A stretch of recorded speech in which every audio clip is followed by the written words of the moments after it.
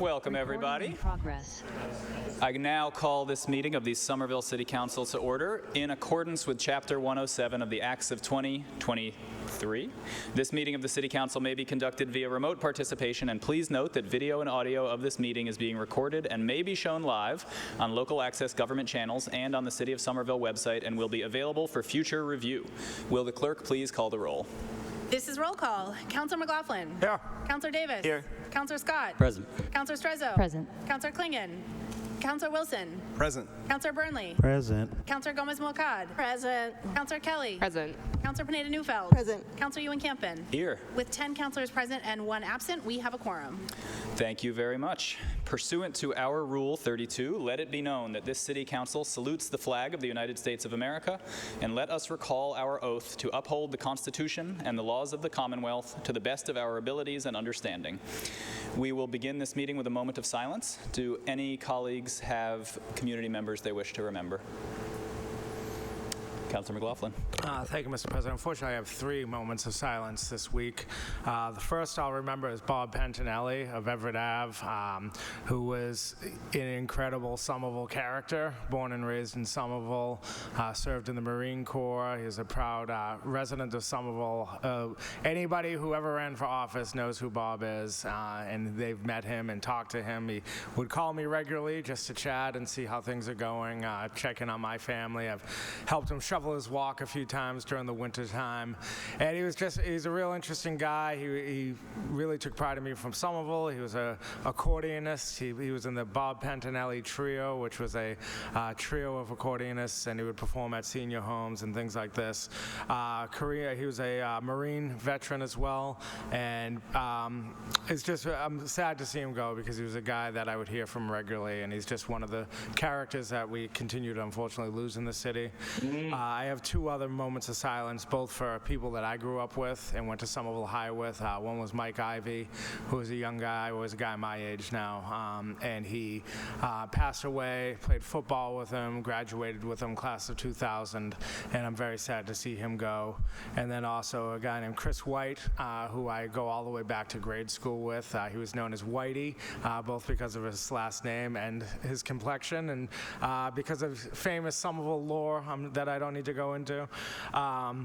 But he was just one of the most liked people that I knew growing up, both through grade school and high school.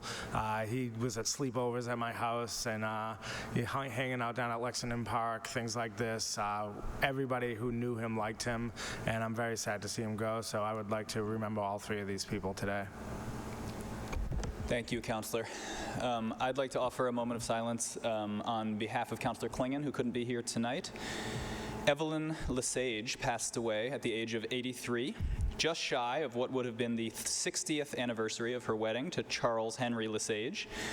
Evelyn was born in Somerville in 1940, graduated Somerville High, and for many years worked as the clerk of our city's traffic and parking department. And I want to quote an obituary that Councillor Klingon shared with me. She found delight in dancing and will be fondly remembered for her unwavering commitment to the well-being of her children and grandchildren. And she was also Councillor Klingon's mother-in-law. And Councillor Klingon, because he couldn't be here, he asked me to share these words. My mother-in-law, Evie, also known as Mimi, had a heart of gold. She didn't judge others and never had a bad word to say about anyone. Evie's door was open to all. She would welcome you into her home and enter into your heart, where she would remain, as she has with so many in her lifetime. Evie was a very special woman, a loving wife, a caring mother, and like many grandparents, she adored and spoiled her grandchildren. We will miss her very much. On behalf of the council, I ask that we keep Ms. Lesage in our thoughts tonight, and everyone would like to sign on to that, of course. Will everyone who is able please rise for a moment of silence? Oh, I'm sorry, Councillor Klingon, before that. Thank you, Mr. President. Councillor Klingon also asked me to deliver a remembrance on his behalf. Jimmy McCullum passed away on July 5th at the age of 80. Jimmy lived most of his life in Somerville, where he served as the Ward 4 alderman and as a commissioner on the Somerville Housing Authority Board. He was also on the Ward 4 Democratic Committee from 1984 through 2012. Jimmy was a member of the Sheet Metal Workers Union Local 17 for 30 years, serving as president at one point. He later worked for the MBTA at the Everett Barn. He enjoyed golf and apparently found his way onto the golf course nearly every day in his retirement years. I want to give my condolences to Jimmy's wife, Connie, and his entire family, and express appreciation for his service to the community. Thank you, Counselor. Will everyone who is able please rise?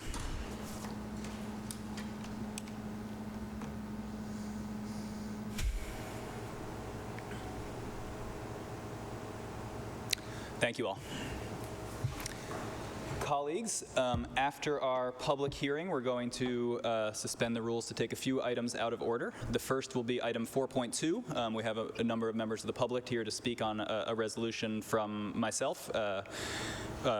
Following that, we have item 7.2 is a financial request from the administration with staff present, and after that, we will take the Legislative Matters Committee report because we have staff here for that. And after that is 4.8, an item from Councillor McLaughlin with staff here as well. And after those, we're going to go into executive session because our outside counsel will be joining us for that, so we want to take that up early because we're on the clock. With that, The next item is item 1.3, approval of the minutes of the regular meeting of June 8th, 2023. seeing no discussion, those minutes are approved. Item 3.1, Eversource applying for a grant of location to install 158 feet of conduit in Washington Street from utility pole 358/18 to manhole 15060 near the intersection of Knowlton, Tufts, and Washington Street. We'll declare this public hearing open. Is there anyone from the public wishing to speak on this item? Ms. Duffy, welcome. How are you? Can you hear me tonight? Yes. Good sir. evening. Just after this. NSTAR Electric would like to request a granted location for the installation of approximately 158 feet of conduit, and this is to supply electric service to 121 Washington Street at the corner of Tufts and Knowles. Thank you, Ms. Duffy. Thank Sir, you. please. Robert Schofield, 9 Knowlton Street. Just trying to get clarification on exactly, I have the letter, I have the manhole number, I also have the pole number. I can't find the manhole number, so I'd like to see if somebody can give some clarification. Ms. Duffy, The can you manhole- give the manhole number? The manhole number is 15060, and it is right before the bridge. Ms. Duffy, can you repeat that number, please? You were very low volume here. I'm sorry. It is manhole 15060. And it is right near, before the bridge. It's near that first corner pole.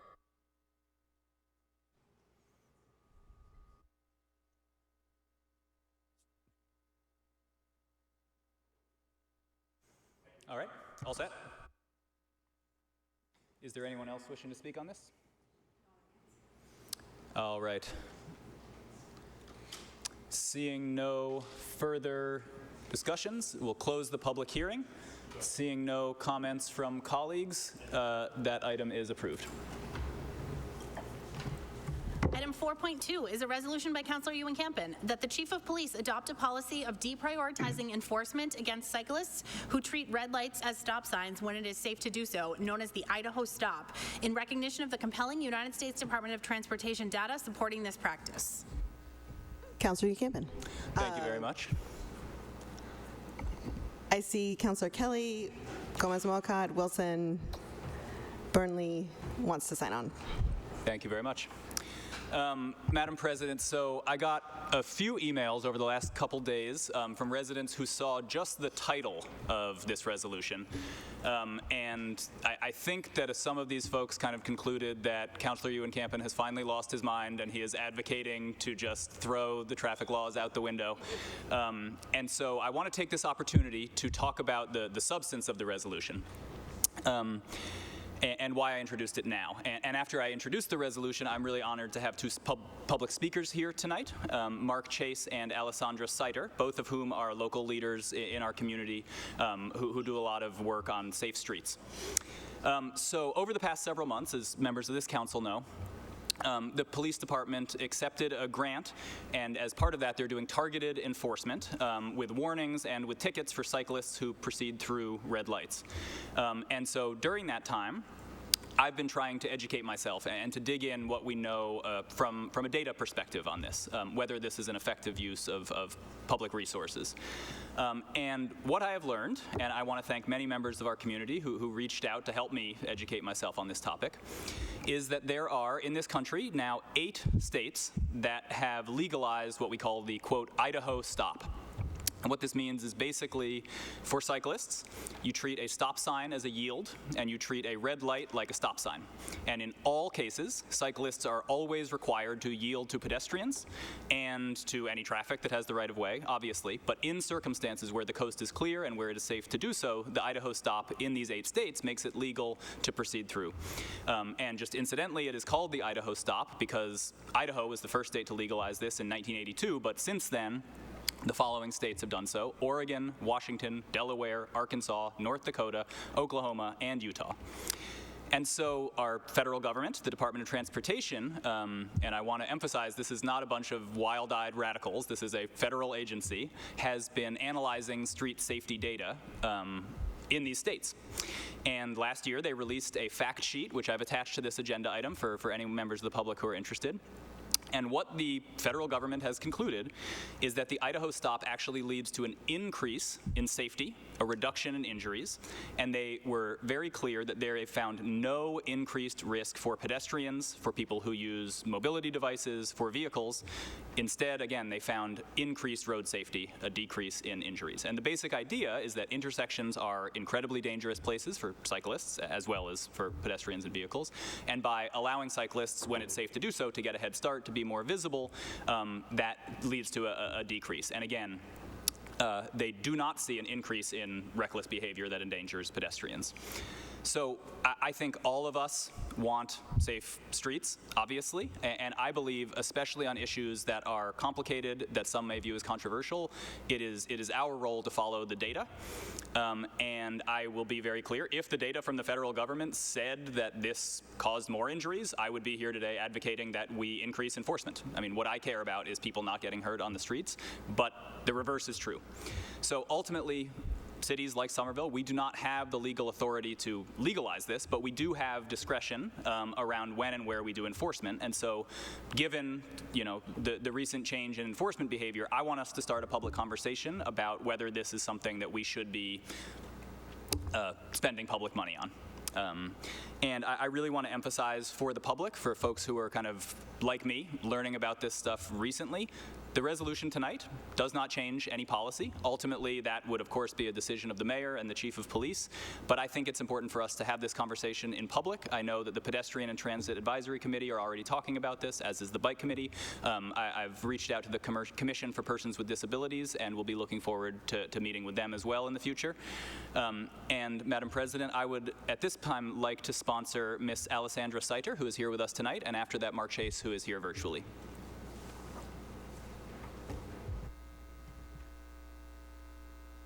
Councilors and fellow Somerville community members. Thank you for the opportunity to speak tonight, and to Councilor Ewan Campen for introducing this resolution. My name is Alessandra Seiter. I'm a Ward 5 resident. Some of you know me as chair of the Pedestrian and Transit Advisory Committee, but I'm speaking tonight just as an independent community member. And I'm here to voice my really strong support for this resolution. There's recent precedent in Somerville for a resolution like this. A few months ago, we effectively decriminalized jaywalking, and in 2021, this council called on the SPD to deprioritize enforcement of drug use and possession. And these actions acknowledge that there are certain behaviors that are technically illegal under our current laws, but that pose little risk to our community, and that enforcing them targets residents who are most vulnerable to certain kinds of harm, including traffic injuries and systemic racism. So the resolution before you makes a similar acknowledgement. The Idaho stop is currently legal in 8 states, like Councilor Ewan Campen said, and not all of those states are bastions of progressive policy or friendliness to cyclists, but they have each realized that legalizing the Idaho stop is a common sense, inexpensive, and immediate way to reduce the number of people getting hurt and killed on our streets. I'm first and foremost a pedestrian. I feel lucky and grateful to have a job that supports a walkable commute and to live in a city with usable sidewalks, shared paths, and clearly marked crosswalks, not always, but getting better thanks to dedicated city staff and advocates. Walking is a fundamentally social mode of travel, so I have the pleasure of interacting with a lot of community members every day when I walk and run, whether they're on foot, in a wheelchair, on a bike, or in a car. And intersections are a place where those interactions can become really complicated because they involve stopping, starting, and negotiating with other road users who are using a different mode of travel.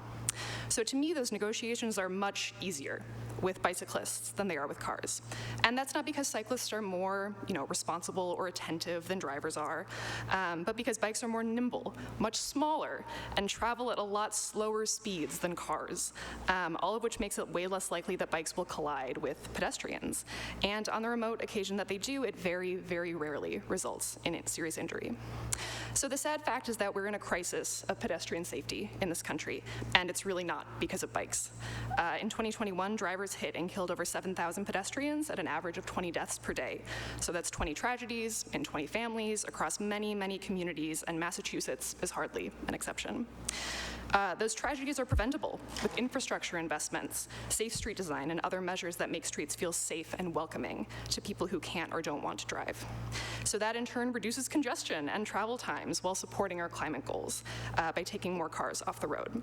I feel really strongly about making our streets safe as possible for all users, but to me it doesn't make our streets or our communities safer to enforce against a behavior that doesn't endanger anyone else and in fact makes it more safe for the many people and families who bike in our community. So that's why I really support this resolution. Thank you. Thank you very much for being here. Is Mr. Chase available? Mr. Chase. Thank you. Can you all hear me? Hello? We hear you. Okay, good. Thank you. Thank you very much for the invitation to speak. I'm Mark Chase. I'm a lecturer in transportation planning at Tufts University. And Ben and the excellent speaker after him made many of the points that I was going to make, so I'm going to just try and stick to the ones that I think are different from their excellent introductions. And as you all know, Somerville is a Vision Zero city, and Somerville also has limited resources in terms of making our city as safe as possible. So I think it's important, and this fits in that context, to prioritize our resources to make streets safer. And if a cyclist approaches a red light or a stop sign and there is no one there and they proceed safely, I think it is a waste of resources to pull them over, where as a cyclist and a pedestrian, if I'm crossing as a pedestrian or if I, as a cyclist, were to not yield to a pedestrian, I feel like that's the behavior that, and that's the behavior that is dangerous, that we should be using the law to discourage. We should always have pedestrians be first, be the most important users of the street, and everybody should take the maximum amount of care to make sure that they're safe. But just indiscriminately ticketing cyclists for doing something that the data shows makes them safer, and the data shows does not make pedestrians any less safe, is a misuse of our resources. And I think it stems out of the fact that we assume that all laws that apply to cars would equally apply to bicyclists with the same outcomes, but we're learning that isn't true. And in this case, would be better placed to spend our resources in ways that really do truly make us safer. So with that, I thank you for the opportunity to speak and heartily support this resolution. Thank you very much, Mr. Chase. Is there anything from colleagues? Councillor McLaughlin. Thank you, Mr. Chair. Just a few thoughts that I want to share on this. First of all, thank you all for introducing a new phrase to me for something that I've done my entire life. I think if I got credit for everything that I thought was an original idea and it ended up having a label from someone else, I would go down as a great thinker. But I've actually I've done the Idaho stop my entire life, I suppose, which is basically I get to a red light or stop sign, I look around. If it's not a danger, I'm going to go. And never been pulled over in my life for this, never been ticketed, never had any issue whatsoever on it. So I think this resolution is kind of calling things as they are, that it's like, hey, like, no harm, no foul. Like, use discretion, use common sense when you're driving, riding your bike around town, and just always put your own safety first. But I did want to say, you know, we've had conversations about this grant, and I just wanted to address some misconceptions that I think that are going on with this grant. We discussed this in the Public Health and Safety Committee the other day. So this grant that we all approved recently for bike and car traffic enforcement, nobody has been issued a ticket for a bike violation. Some people have been pulled over and politely told about bike rules, and that was about 20% of a month-long grant, or a couple months, so 20% of a grant that we did not pay for, the state gave us, went to educating people about bike safety. And this police department gave us this flyer that I have in front of me, which is a flyer they handed to people, and you look at it, it's all about bike safety, wearing a helmet, looking out for right hooks, preventing dooring, avoiding large vehicles. They have a little capture of a map for bike trails all across the city, and it's sponsored by numerous bike companies, so they actually contributed to paying for it, so we didn't pay for that either.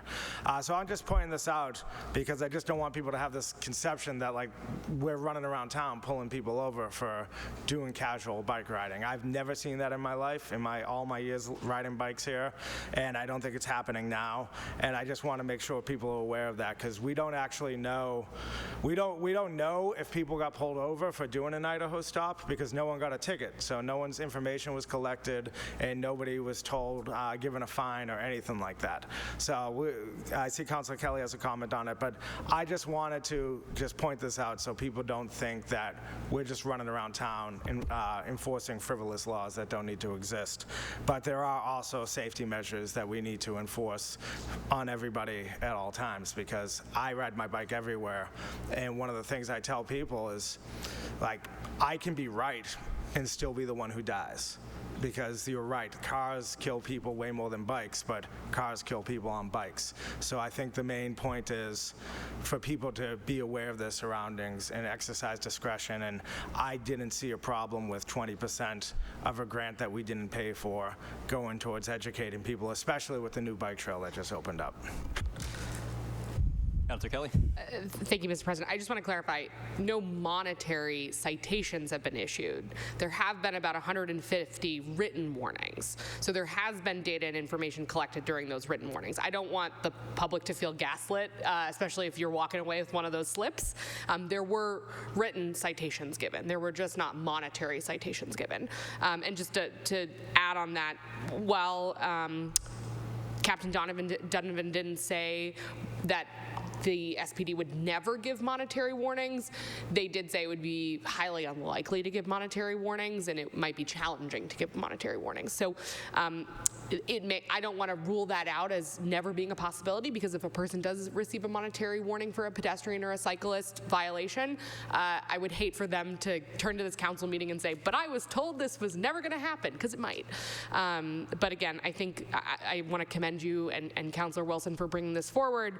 You know, I think at the end of the day, the built infrastructure is ultimately what's going to keep people safe. Of course, enforcement is fantastic, but until we have separated bike lanes and stoplights for bikes and all types of actual surface infrastructure that's going to keep folks safe, enforcement is great, but it's not the thing that's going to really save lives ultimately. So thank you, Councilor McLaughlin, for highlighting the Public Health and Public Safety meeting, and thank you, Mr. President, for bringing this item forward. Thank you. Councilor Gomez-Moacad, then Wilson. So thank you for bringing this forward. I started biking around some decades ago. I had never biked since I was in 5th grade, and the first thing my husband said, always make yourself visible. Always, you know, get yourself in front of a car, make yourself visible, and this is exactly why I do it. Sometimes if there's a tight street, you know, you're gonna make a right, the person in the car cannot see you. So that's part of the purpose.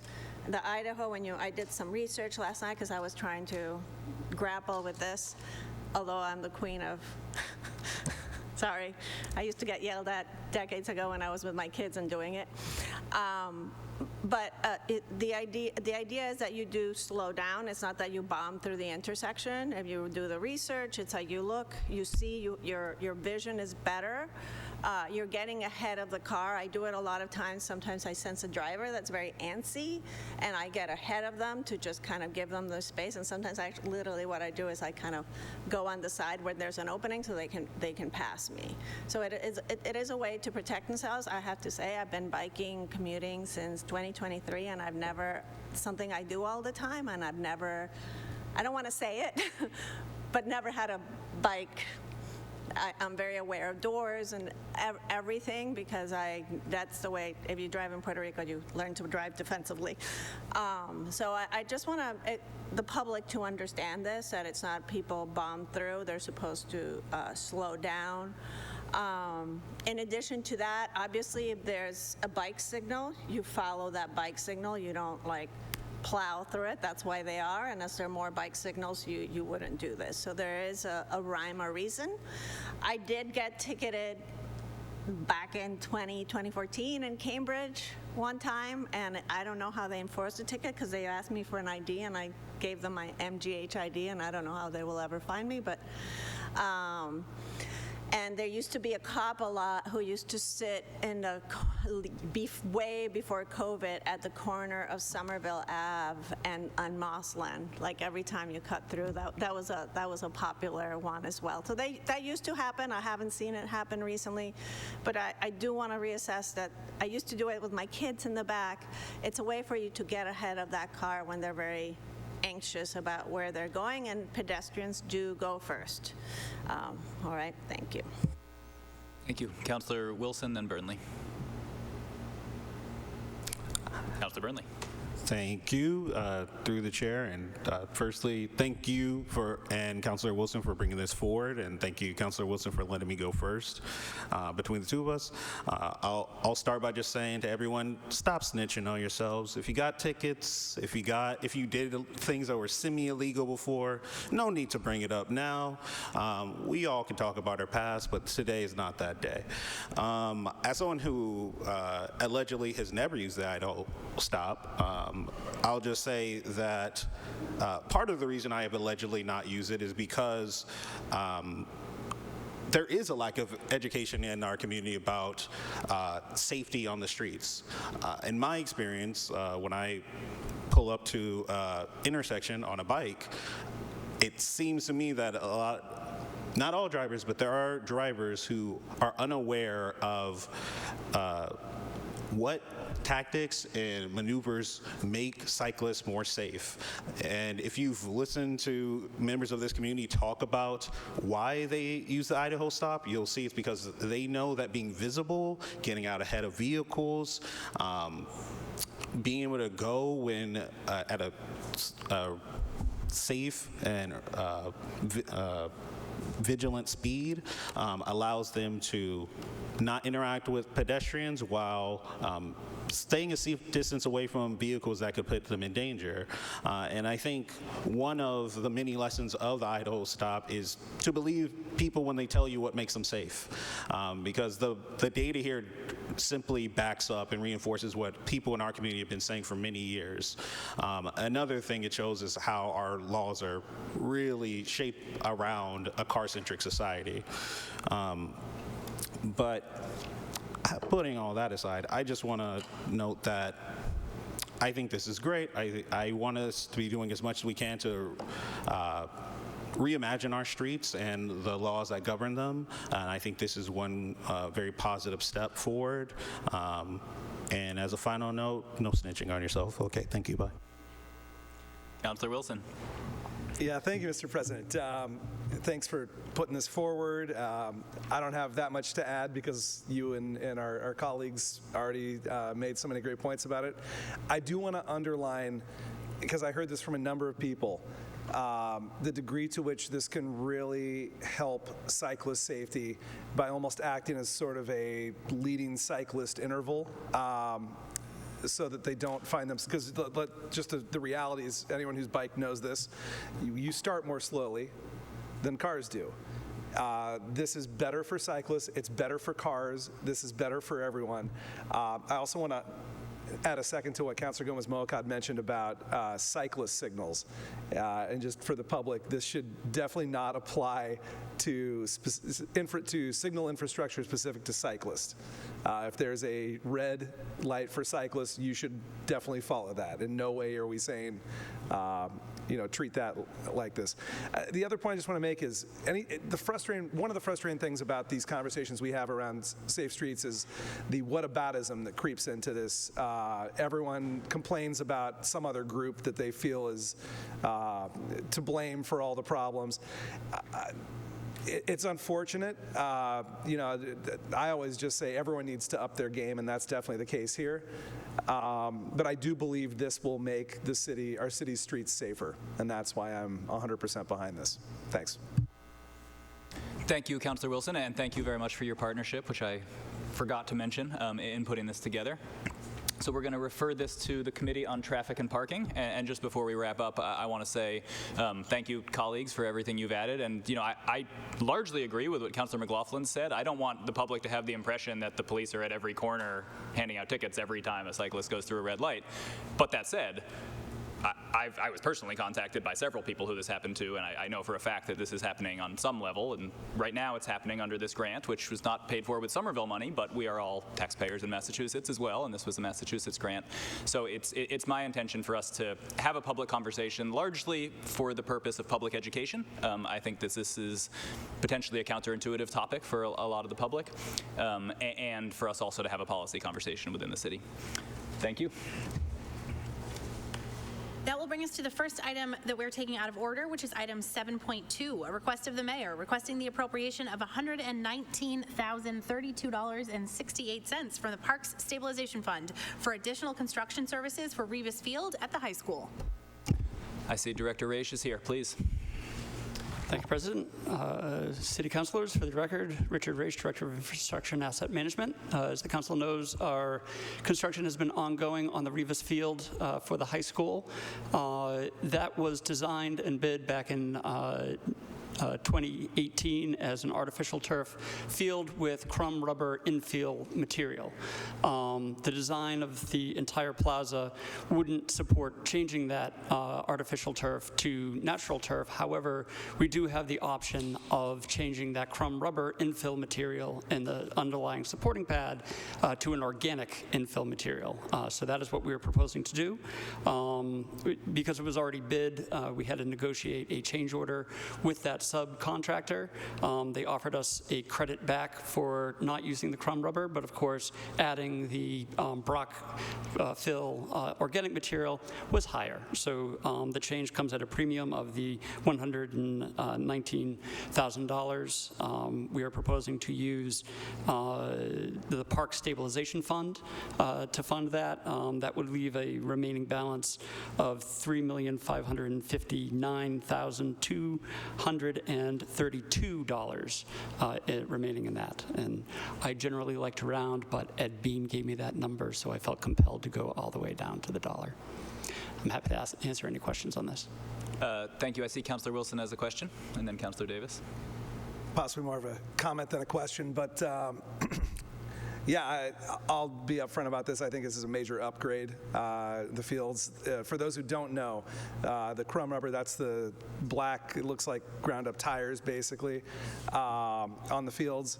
Those are shown to add up to 10 degrees to the surface temperature on the fields. When I had a tough time believing that until I went and actually researched that myself, and it is true. So I know the city has, at this point, every field except Winter Hill, I believe, is this new Brock fill, which I believe is organic southern pine. Through the chair, it is a wood material of light to medium brown in color. Yeah. Except for Winter Hill, I think, is rounded silica still in there. This is a little more abrasive. If you slide on the field, you're going to get skinned up a little more. But it is better for the environment. It is way better in terms of using the field on a hot day. You notice the difference. My kids, my younger child did the Crimson Crimson Soccer Camp at Harvard and walking on the Harvard turf, which is crumb rubber, you really feel that today. So yeah, I think this is a big upgrade. I'm happy to support spending this money on it. Thank you, Councilor. Councilor Davis. Thank you, Mr. President, through you to Director Raish. Thank you for bringing this. For those who have been following along in our past seasons, may recall that I have a great deal of frustration and sticking point over this particular aspect of the high school project and the Central Hill project, in that this beautiful field was originally intended to sit on top of a parking garage where folks like our city staff and teachers and parents and adults coming to see their kids do things from within Somerville or outside of Somerville, whether that be sporting events at the field house or plays or shows in the auditorium or whatever else. Through wisdom that the wisdom which is through a decision, the wisdom which escapes me to this day, the decision was made not to build a parking garage, but to build a very, very expensive pile of dirt, upon which we are building this fabulous athletic field. Going back several years, Councilor Rossetti, former Councilor Rossetti, and I both took a significant exception to the fact that the city simply didn't have what we felt was an adequate plan, particularly for teachers and city staff to park those who still do need to use cars.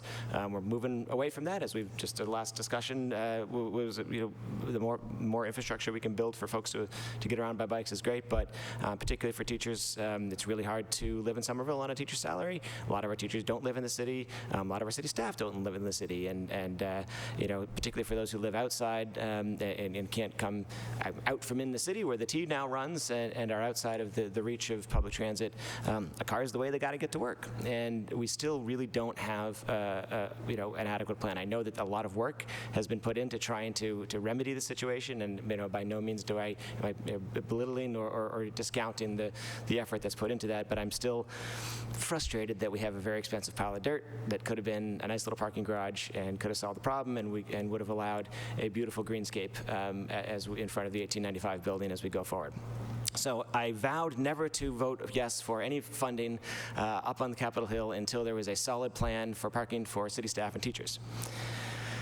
With any vow, there are limits, and I don't think I can bring myself to vote no to get rid of crumb rubber, so I'm not going to. But I want to make it clear, that's the only reason I'm going to support this, because I hate crumb rubber more than I hate that we don't have a place for teachers to park.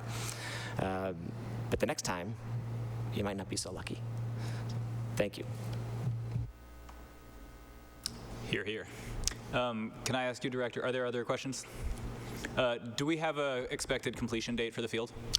Yes, to the President. The expected completion date for the field itself is September 26th. However, there's still more work to be done around it. In the utilities, the access driveways, the lawn. So the substantial completion for the entirety of Phase 3 is November 13th. Of this year? Correct. And when will that stretch of the community path is anticipated to be open? Through the President, I know this is a pain point for the community. It's sort of a pain point for myself. So I'm trying to manage that with Suffolk to open that as early as possible. There is still some coordination with the GLX team on some punch list items there, but I'm really trying to get it open for the beginning of school on August 30th. I can't promise we'll be successful on that, but that is our goal.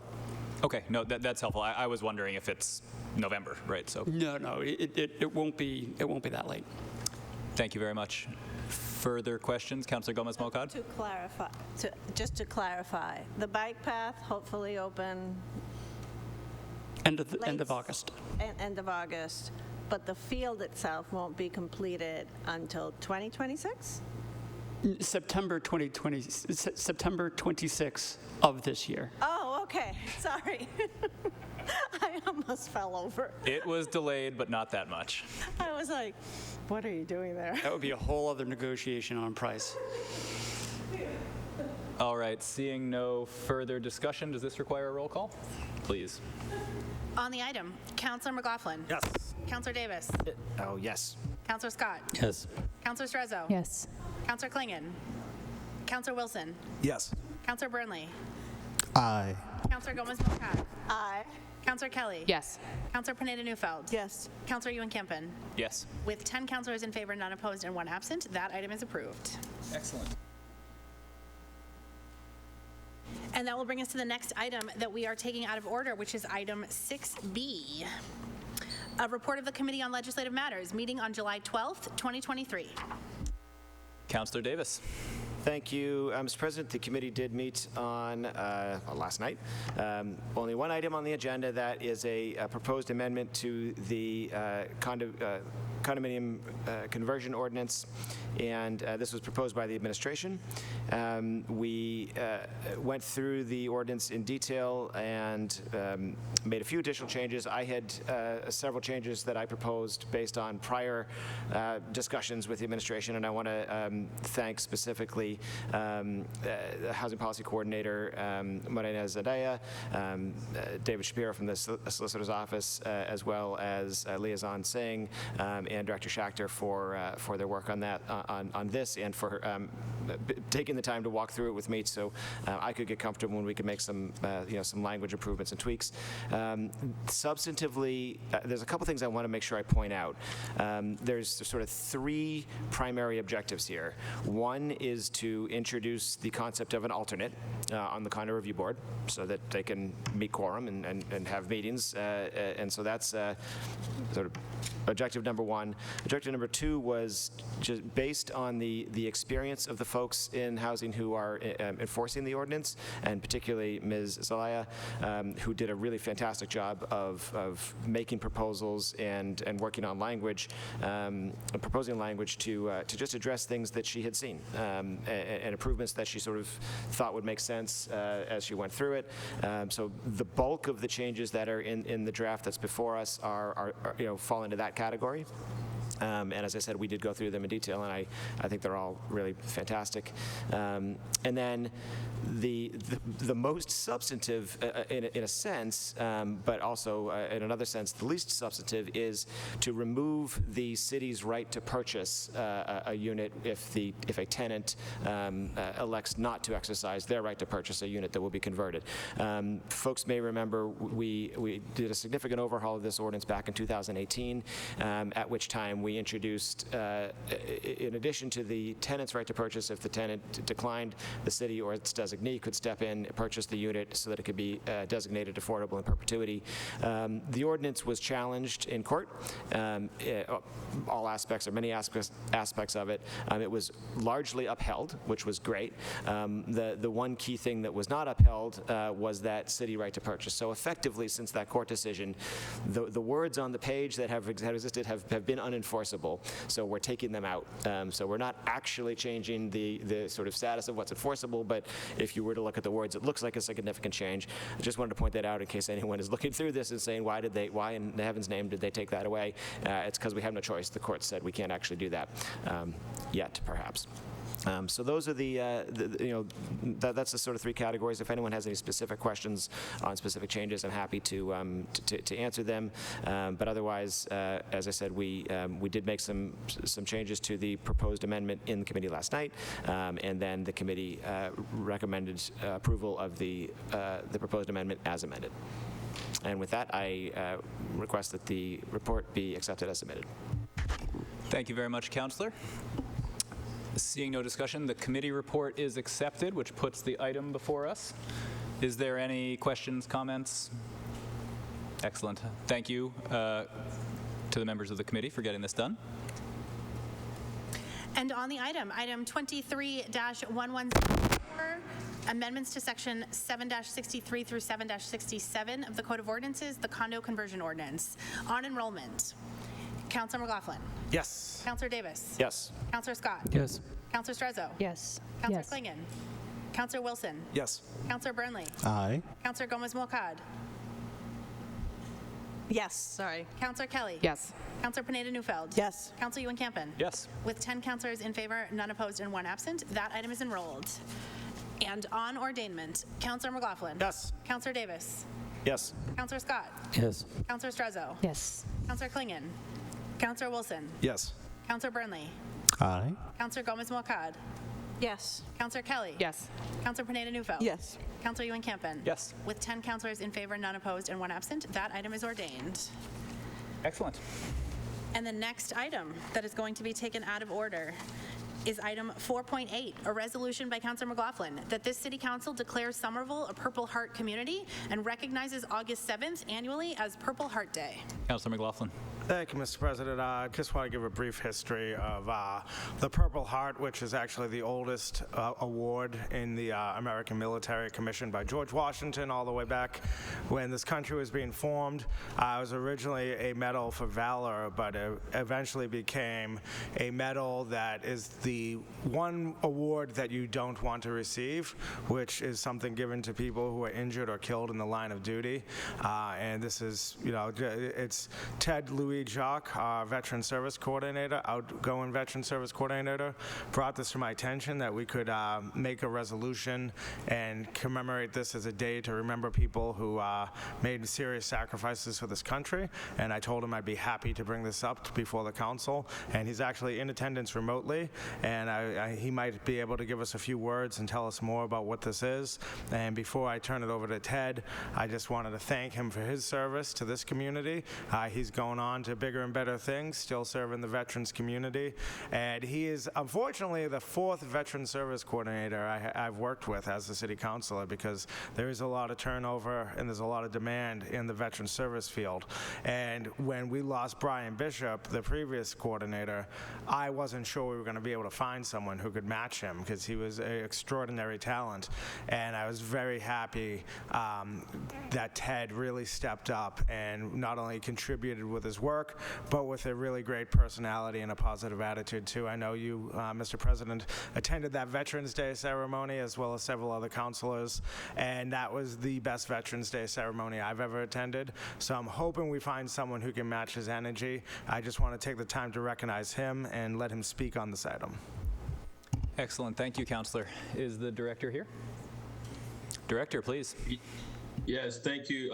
Again, thank you for your kind words, Councilor McLaughlin. So I think without anything more to say in regards to this, it's just in regards to talking with members of a veterans community. This also was, something that when I thought about Tom Kelly, who was a Purple Heart recipient, I spent some time with him last month in his home after he had gotten injured. So the conversation really continued there, and I thought when I brought it back to my team and my staff, it was just about time for us to make it happen in the city.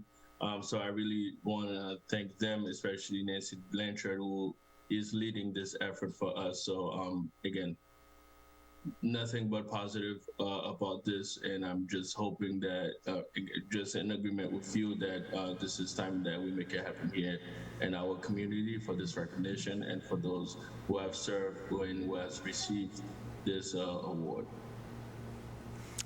Thank you, Director.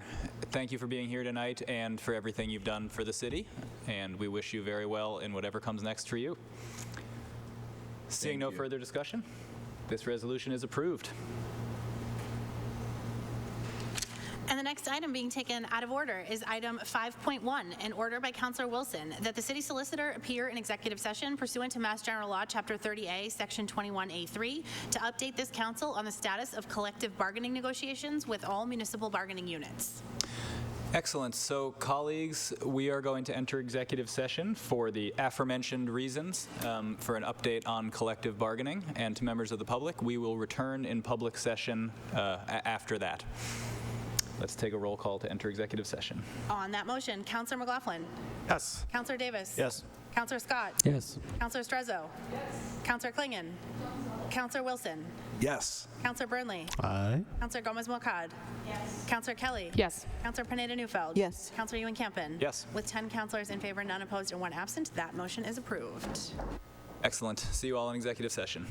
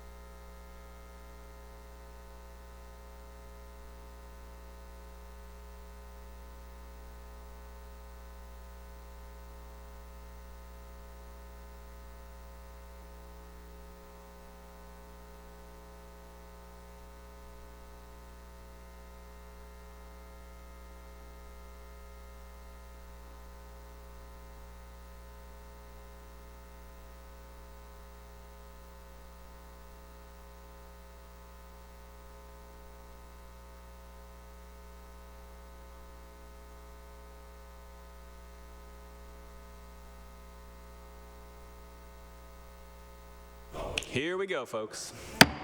Call this meeting back to order.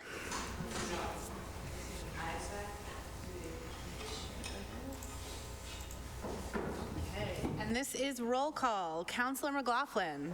Here. Councillor Davis. Here. Councillor Scott. Here. Councillor Strezzo. Here. Councillor Klingon. Councillor Wilson. Present.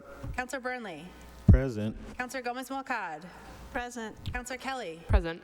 Councillor Pineda-Neufeld. Councillor Ewan-Campen. Here. With 9 councillors present and 2 absent, we have a quorum. Thank you very much. Next item, please. Mr. President, we just announced that. Oh, there were no votes taken in executive session. And that will return us to the regular order of business. And item 4.3, a resolution by Councillor Ewan-Campen that the administration immediately begin the design and community outreach process for the redesign of Highland Avenue from McGrath Highway to Central Street, which is the highest priority route on the bike network plan that is under municipal control. Thank you. Councillor Wilson and Burnley would like to sign on. Councillor Gomez-Molcad, would you mind taking the chair for one moment so I can speak on this?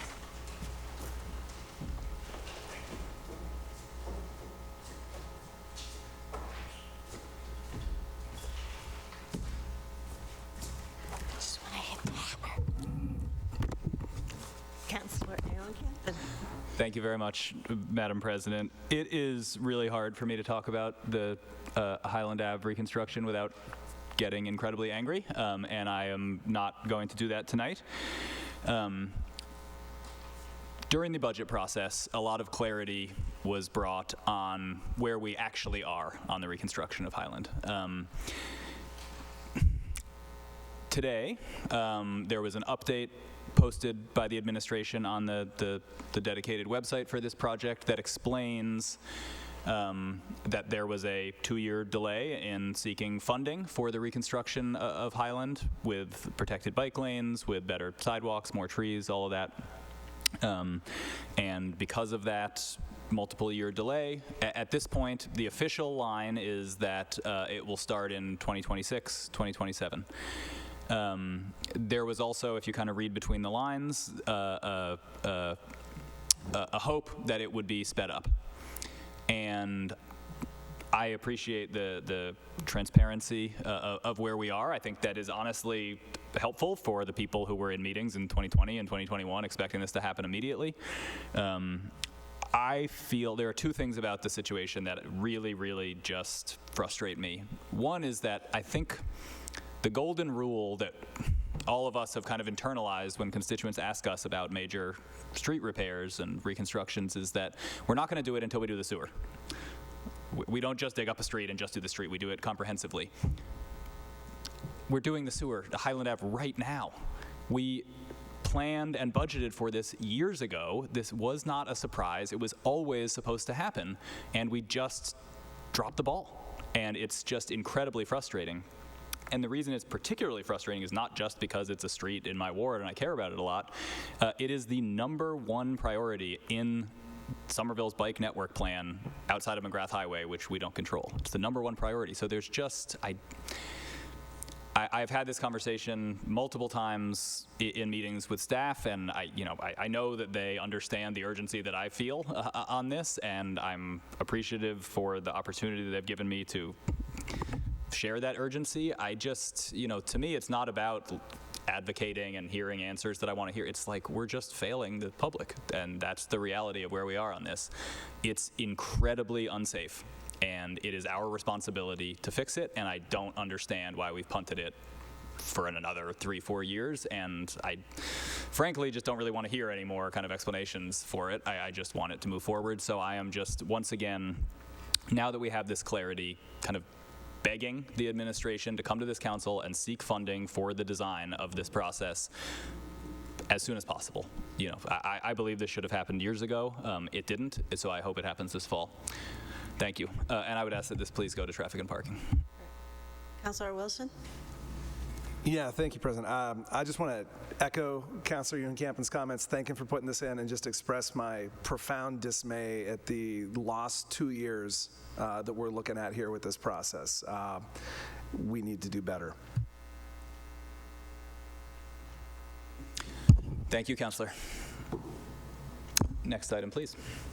Item 4.4 is an order by Councilor McLaughlin that the Chief of Police and the Commissioner of Public Works address the dumping of trash and the overgrowth of state properties near Main Terrace, close to Interstate 93. Councilor McLaughlin. Motion to approve. That item is approved. Item 4.5 is an order by Councilor McLaughlin that the Commissioner of Public Works address the overgrowth along McGrath Highway that is impeding pedestrian use. Motion to approve. That item is approved. Item 4.6 is an order by Councilor McLaughlin that the Commissioner of Public Works address the trash around 165 Broadway. Motion to approve. That item is approved. Item 4.7 is a resolution by Councilor McLaughlin that the administration consider working with the Commonwealth to utilize vacant, vegetated state lands close to Interstate 93 that are currently blighted for open space and pollution mitigation. This one's more interesting, worth talking about, Mr. President. So I'm sure everyone is aware of my efforts and the community efforts to address pollution and all sorts of issues along I-93. What a lot of people aren't aware of is there are these really small plots of land along the state streets, Main Terrace, little streets that are right up to I-93 that are fenced off green spaces owned by the state, and they're currently trash and rat havens that we can't access to clean up, and they're a blight on the community. But talking to some people is, if we tore down those fences and cleaned up the trash, we have open space right next to the highway, and maybe we can improve it with more trees and more vegetation to address air pollution. So this is just an idea I wanted to bring up to the city. I think it's an opportunity. I don't think the state wants this land, and we can possibly do something with it that would be worthwhile for the community. So I'd like to have this conversation. I was thinking housing community development. I don't expect an immediate response because it's a new idea, but I just wanted to put it on their radar. Councilor Wilson would like to sign on. That item is referred to Housing and Community Development. Item 4.9 is a resolution by Councilors Kelly and McLaughlin that the administration update this council on locations of Sharps collection stations and work with the Commissioner of Public Works to install Sharps collection stations in all public restrooms.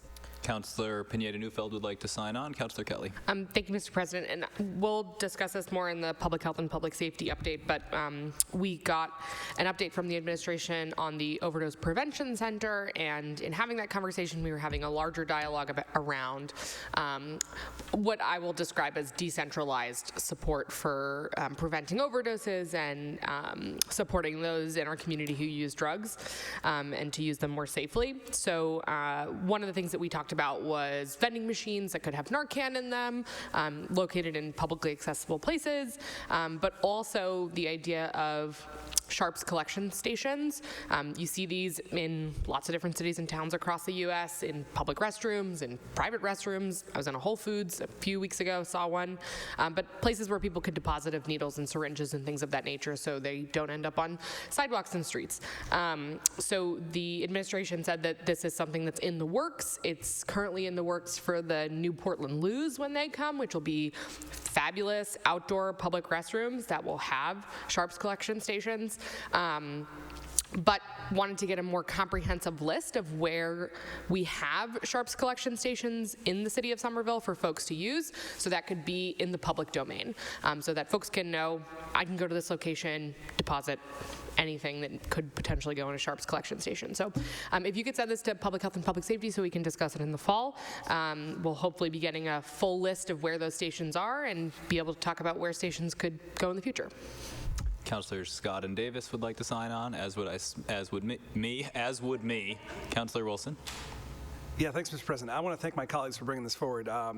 As people might be aware, there are a couple of new drugs, relatively new drugs, that are taken off in terms of prescription drugs, Ozempic and Wegovy, that result in a lot of Sharps being generated. I'm imagining usage in the community is skyrocketing like it is across the country.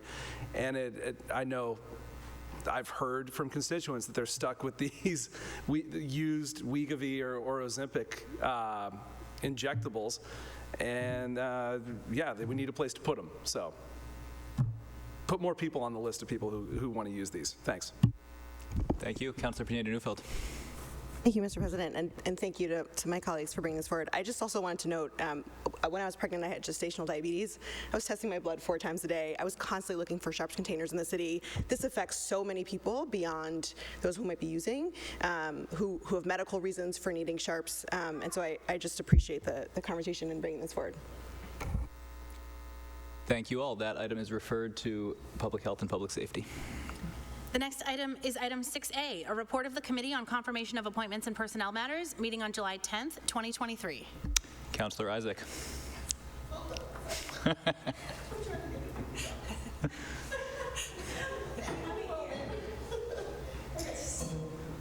All right, Mr. President. I can take it. Okay, you can take it. We had a swift meeting. Sorry. Let me get back to my notes here. On Monday, we met for 59 minutes and took up 3 appointments. One was to the Condominium Review Board, and I had all 5 members present. So Elizabeth Champion came before us, and we talked obviously about her experience, both in her lived experience in Somerville, and sort of some of the recent housing challenges she's experienced, which I think many of us in this room can relate to, as well as her professional experience on research on international affordable housing policy, which was really interesting. She is going to take the tenant position on the Condo Review Board, and all 5 members of the committee voted yes to approve that confirmation and that appointment. The second appointment we took up was the next 2 are for the Biosafety Committee, which is getting revamped. So for those who are curious why you may not have heard of the Biosafety Committee recently, the administration's been working on the last year to develop a new biosafety ordinance that will include a new committee structure. So there will be seats for ISD, HHS, OSE, fire, emergency management, OSPCD, and then community representatives. So we took up 2 appointments on Monday. One was for Francine Rogers, who's the safety director for the Tufts Labs across the campus. Really interesting experience. Dealing with on-campus emergencies, what that means, how to respond to crisis, how to be proactive and prepared for any other potential incidents, both in Somerville and then working with our neighboring communities and towns. So 4 members voted yes on that confirmation and 1 was absent. And then the last appointment we took up was for Michael Switkus to the same Biosafety Committee. He is currently the program manager for the National Security and Space Division of Draper. And he would be filling the community representative position on the Biosafety Committee. Also has really just interesting, professional experience and background to bring to the committee, and had a kind of robust conversation about how we store chemicals, again, how can we work with our neighboring municipalities around our policies and practices in the city, and all 5 voted to approve that appointment. And with that, I ask that the report be approved as submitted. Thank you very much. That report is accepted. Approved. And the next item is item 6C, a report of the Committee on Licenses and Permits, meeting on July 12th, 2023. Councilor Burnley. Thank you. Through you, Chair. We met yesterday, I believe it was, for a relatively brief discussion where we took up 4 items, 2 of which we did not have a recommendation for and are not before this council because the applicant did not show up for the second time, despite numerous attempts to contact them through the city. However, we did approve of 1 license for a new garage license with the condition that they actually reduce the amount of cars they have outside, given the historic usage of that space, and some input from Councilor Scott, who was gracious enough to be present to advise on how many vehicles could comfortably fit there based on the community's knowledge of the space and the history of it. There were some outstanding questions about another applicant who historically has not used their space, allowed the public to participate in it, despite the fact that they are a public parking lot, garage. Yeah. And therefore, we held that in committee until we can get a hold of them and ask them questions. And with that, open any questions, but I move to approve these items with the conditions applied in committee. Thank you, Counselor. That committee report is approved. Item 6D is a report of the Committee on Public Health and Public Safety, meeting on July 10th, 2023. Counselor Kelly. Thank you, Mr. President. We had a meeting this Monday. We had all members present.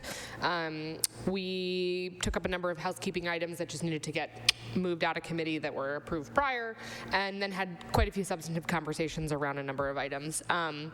We were able to discuss the methodology for pedestrian and cyclist stops, related to the item that you put forward with Councilor Wilson regarding the Idaho stop. I put this in committee, 2 months ago at this point, in part because of what pedestrians and cyclists were saying in terms of stops and what was the actual choice for stops that were made. And so Captain Donovan gave quite a bit of information around why cyclists were stopped in certain cases. He gave us data on the number of pedestrian and cyclist stops. I think it was something like 40 pedestrian stops and 150 cyclist stops, with written warnings given out in those situations, not monetary citations, but just written warnings. And we did not receive information regarding the traffic enforcement grant and how many motor vehicle lists, if that's the word, have been stopped. So that was a very interesting conversation. If folks want more details, please go back and look at that information. In addition, one of the issues that has been raised from folks was that unmarked patrol vehicles were being used for traffic enforcement. Now, if folks can rewind back to the winter of 2022 when we first had a very lengthy conversation around the traffic enforcement grant, one of the things that the Somerville Police Department said that they do not do is speed traps. That said, for somebody like me, I would maybe consider an unmarked vehicle a speed trap. And so Captain Donovan said that the SPD is looking at getting some sort of magnets or decals that could be temporarily placed on the traffic enforcement vehicle, because the vehicle is a UASI, Urban Area Security Initiative owned vehicle, so they can't change it permanently, but we could get a magnet. We then had a conversation around a gun buyback program. The administration acknowledged that they are planning to do a gun buyback program later in the summertime, but wanted to explicitly discuss not discussing it being a mental health specific gun buyback program for the fear of over stigmatization and the desire to destigmatize mental health issues as being routine and normal and things that our neighbors deal with every single day, and not trying to single out a particular community who may want to sell or trade or give their gun over in a gun buyback program. We did, however, keep one of the items in committee having to do with the pilot agreements. I need to follow up with Councilor Burnley around some of the intention there, but I'm hoping that we can move through that item in the fall.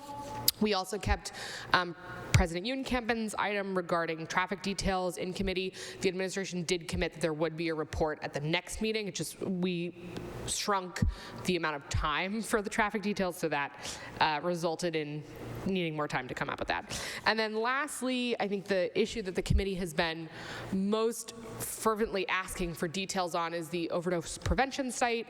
This is just a reminder for the public. While folks use all different types of terminology to describe sites like this, previously it was fairly commonly referred to as a safe consumption site. The city is moving in the direction of explicitly calling it an overdose prevention site. Call it whatever you want in your house with your community. You're allowed to do whatever you want. The city of Somerville, however, is moving towards using this language in particular. So obviously in the FY24 budget, we approved funds for a modular unit. So we're at a point in the timeline where we are nailing down a location for this modular unit to go, and then the administration will be putting out an RFP for specific details on that modular unit. We should have material updates in the fall, but I think, I won't speak for the committee, but I myself was pleased to hear that there is a clear next step, whereas at our last Public Health and Public Safety meeting, the update was things are a little too complex to give clear next steps. So there was a very clear next step. A site is being selected. They are using sites that were previously discussed in the report that was put out last summer, and we should have an update and an RFP for an overdose prevention site this fall, and more opportunities to save folks' lives. So with that, Mr. President, I ask that this report be accepted. Thank you very much. Councilor Davis. Thank you, Mr. President, and thank you to thank you to the chair for the report and for the excellent meeting as always. I wanted to just layer on one sort of bit of nuance as it relates to the overdose prevention center. I completely agree with the chair's report, and but I think that one of the things that I was heartened to hear was that at least my takeaway was the administration is looking at this at the terminology as not necessarily just a different phrase, but to really emphasize that there's a lot of things that we hope to have happen at a facility. Looking at a holistic approach, and preventing overdose deaths and enabling access to treatment, and that is a whole bunch of different things. And so it's not where some folks might look at this. There's one thing that we originally talked about, or that we think that this is going to be. It's not just the one thing. It may not be the one thing initially. There's challenges that we have to get through, but the key takeaway was they want to move forward and get something in place so that we can do everything we can do as soon as we can do it, and as soon as whatever other hurdles are passed. And I think that's absolutely the right approach. It's sort of that we talked about a lot, not letting the perfect be the enemy of the good, getting something in place and building and improving. And so seems that my takeaway is that's the approach they're taking to it, and that terminology sort of, in the way they're looking at it, sort of captures the broader range of services that they hope to provide at the site, which I'm thrilled about. Thank you. Councilor Davis, then Gomez-Mocad. I'm sorry, Burnley, then Gomez-Mocad. Okay. Thank you, through the chair. Just really quickly on 2 points. I'm grateful that the administration has been moving on OPCs, making sure that it maintains its stature as a priority for this community. I received an email from them about this, I believe, yesterday, or maybe even today. But I've also still talked to residents as recently as today who feel like we need to be moving more quickly on this. There are not only a number of really passionate members of our community who are very invested in seeing this established as soon as possible. We know just for a fact that there are people who use in our community, and regardless of what people may think of that, our prime directive as a governing body is to ensure that those people can stay alive long enough to see their full potential. And so this establishment is incredibly crucial for that. And all the series of next steps that need to be taken, from RFPs related to the modular unit to RFPs related to operations, they all stem from a decision needing to be made about where this is going to be. So I would just urge the administration once again, and I know they're getting emails about this significantly because I am as well. We need to make decisions here. It's time for us to stop talking about this and actually get it done. On another point that came up during this meeting, which I was not present for, not on this body, I just want to note my disagreement with the chief that speaking about mental illness and doing targeted outreach to folks who live with it is overly stigmatizing. It is my opinion that we are not going to attract the type of people we're trying to attract, or that my resolution was trying to attract, without being intentional. And in fact, I've heard from mental health advocates who said, who are afraid, quite frankly, that folks who struggle with mental illness won't go to a standard gun buyback because it's associated with criminality for many people. So it's a complicated issue, but I don't think that we're going to actually have success at a mental health gun buyback with a pseudo colorblind approach to mental illness. So I would just make that point, and to also reiterate that it's great if the city wants to put one on in the summer. That's not what I was asking for. I was asking for one very specifically during Suicide Prevention Week. That is in September. We can do big things, and we could do more than one gun buyback program a year. And as far as I'm aware, we haven't had one for a number of years, so it may be worth doubling our resources here. That's all. Councilor Gomez-Melgad? No? Thank you all. That committee report is approved. The next item is item 6E, a report of the Special Committee on School Building Facilities and Maintenance, meeting on June 28th, 2023. Councilor Gomez-Melgad. So the School Building Facilities and Maintenance Committee met on June 28, 2023. We had full attendance from both the council and the school committee, so I thank them for meeting on a Wednesday right before the 4th of July week in vacation. We sort of reiterated at this meeting the need for expediting the planning and design of the Winter Hill construction. We were short, as everybody knows, of the relocation. That meeting had happened priorly.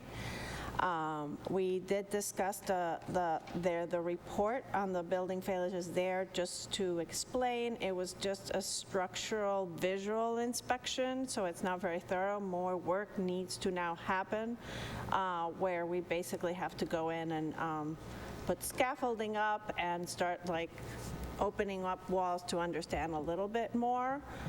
So that's going to be a more onerous process. That's going to be ongoing. We talked about something that I've been, we already have for item, a new project manager dedicated. There was a question whether that project manager would be the one reporting to our committee.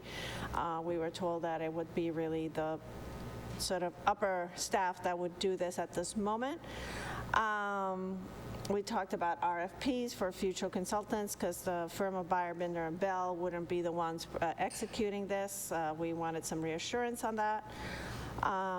We asked about creating more, whether DPW really needs more support to maintain our buildings. They feel at this moment that they just made changes by dividing the groundworks and buildings, and they want to see how that works. We've sort of reiterated the importance of our school buildings. We got the good news that we do now have a budget for an exterior envelope consultant.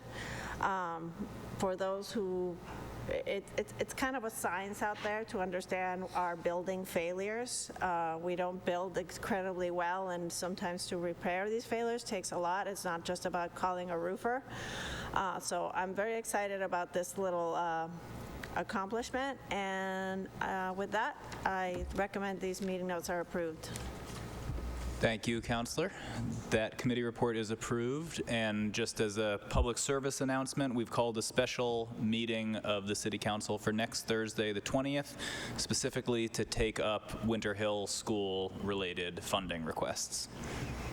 Next item, please. Mr. President, I'd like to move to waive the readings of 7.1 and 7.3 and ask those be sent to Finance. Those items are referred to the Finance Committee. And the next item is item 9.1. Councilor Burnley. Hello, hello, hello. Welcome to your City Council public events section through the chair. We have a number of wonderful events to take up, items 9.1 through 9.20, as well as 10.8 through 10.12. I'd like to waive the readings and talk to you all about some wonderful events going on in the community. In 2 days, we have Art Beat Pulse. That is in Davis Square from 8 a.m. all the way to 11 a.m. So, it's not super long, but it is going to be fantastic. You're going to have some music. You're going to have craft vendors, dancing. The word pulse used in quotations multiple times in the application, so that it will be wonderful. We also have coming up What the Fluff, which is a fantastic event for anyone who's like me, grew up eating fluff, and then had the pleasure of moving to the city that gave the world one bit of more sugar in their lives. We also have upcoming a folkloric North African music and dance event put on by Art Somerville, and that is one that I'm not going to pronounce because my tongue is not the strongest, but we do have an incredible array of events, including 3K coming up that is meant to raise money as well for Dana-Farber Cancer Institute. That is on September 23rd, in September. And with that, I would like to ask that these items be approved. Councillor Scott. On the items, Mr. President, I just want to also highlight the Cosmos and Damien on September 10th. If you haven't been there, it is quite the time, right on the border of Cambridge and Somerville, and the Ignite Festival, always a classic, coming up the week after Fluff, so at the end of September. So, as always, Mr. President, Ward 2 is absolutely the place to be. Thank you. Thank you. Seeing no further discussion, those items are approved. That will bring us to item 10.1, an order by Councilor Gomez-Molcad that the Director of Water and Sewer and the Director of Infrastructure and Asset Management explain what maintenance will be required for the new Poplar Street Pump Station and Spring Hill Sewer Separation Project, and how these maintenance requirements will be staffed to ensure their proper upkeep. Councilor Gomez-Molcad. Oh, here we go, my biggest pet peeve. We expend a lot of money on capital projects and then we forgot about the maintenance part. So very briefly, I just want to have a discussion with Water and Sewer and Infrastructure and Asset Management to understand how we, once we've completed these projects, what our plans are to maintain them, understanding what kind of staffing we have. My experience, again, I don't do water and sewer, is that you always want staff on board that understands our systems and really knows the upkeep. So can you please send this to Public Works and Infrastructure? This item is referred to Public Utilities and Public Works. Item 10.2 is an order by Councilor Gomez-Molcad that the Commissioner of Public Works and the Director of Infrastructure and Asset Management report on recent air conditioning failures in City Hall and what repairs have been or will be completed to address those issues. Councilor Gomez-Molcad. A little bird told me it was very hot and there were some like little units here and it was a little unpleasant for our city staff. And I didn't like hearing that, so I want to understand what's going on here. Our city staff provides the service. I also, it's an awareness for us that we're having some failures in this building. It's not just a Winter Hill, we're always having issues right here, so I would like to have a discussion with DPW, and can you send this to committee as well? Certainly. This item is referred to Public Utilities and Public Works. The next item, we will waive the reading and refer to the Committee on Equity. And item 10.4 is a resolution by Councilors McLaughlin and Ewan-Campen that the administration utilize city and community space for cooling centers this summer for homeless community members while we await long-term warming and cooling centers. The council would like to sign on. Councilor McLaughlin. Mr. President, I just heard that it's really hot around here. So I'll just add on to this. This came from a really good conversation a few days ago, meeting with residents in East Somerville trying to address homelessness issues. And of course, we had great discussions about warming centers during the winter. We had the impromptu warming centers, which were not perfect, but saved people's lives. And as this intense heat is continuing, as you see the heat increasing not just here, but all across the country, I think it's important to identify some cooling centers. East Somerville actually already has cooling centers, but they're not for homeless people per se. It's mostly seniors and other people who are aware of these centers. So they exist. I think we just need to be more welcoming and inviting to get more people in and utilize the properties that we have to make sure nobody dies from extreme heat. Thank you, Councilor. That item is approved. Item 10.5 is an order by Councilor Burnley that the Commissioner of Public Works appear before this council to discuss what actions have and can be taken to ensure that trash and recycling barrels do not obstruct sidewalks after pickup. Councilor Burnley.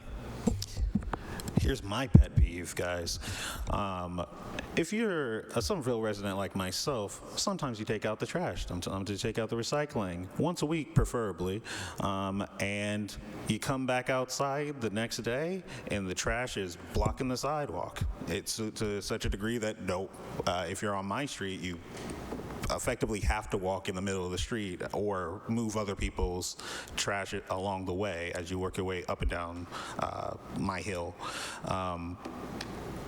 A resident pointed this out, not that this is an unknown phenomenon to, I would hope, to many people, but I would love to talk with Director Lathan, who I know is aware of this issue, about how we can resolve this with contractors and city staff, just to ensure that we're maintaining the accessibility of our sidewalks when we're doing city services.